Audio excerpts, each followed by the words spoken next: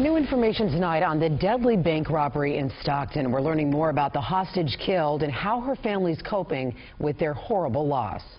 She was big-hearted. She was open. You asked her to do something, you could depend on her to do it. Tonight, the family of Misty Holt-Singh, still too heartbroken, as you can imagine, to speak about yesterday.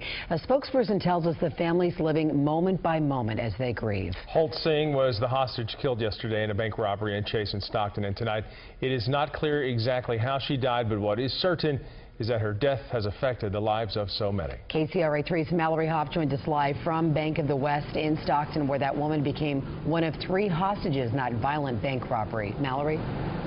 Kelly Golston, this is a situation that has truly rattled a community.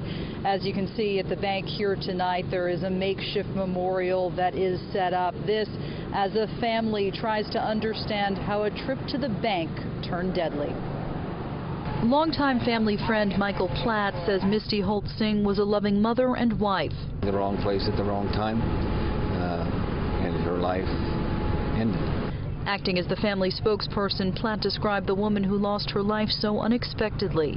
She was big-hearted. She was open. Platt spoke with us after spending time with the grief-stricken family. The family is very numb, as one would expect. Holt-Singh leaves behind a husband, a 19-year-old son, and a 12-year-old daughter, who is now coping not only with her mother's death, but also with what she witnessed in the moments prior.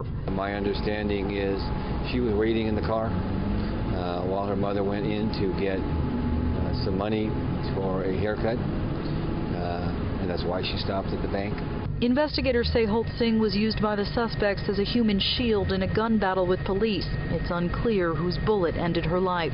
Although there were hostages in the vehicle, these suspects at some point had to be stopped because of the fear of the continued attempt killing of police officers and others wherever they were driving. The immediate family and the inner circle of the family has talked to me about that's not their concern about what the police did or didn't do. And there is nobody taking an official position that anybody has done anything wrong. Now a family mourns as Facebook posts describe a woman who will be deeply missed. What's next for this family? Tomorrow. They are literally taking it not even one day at a time. And we have learned that the suspect is expected to be in court on Monday. The victim's family is also expected to be in attendance. Live in Stockton, Mallory Hoff, KCRA 3 News. Mallory, thanks for their story.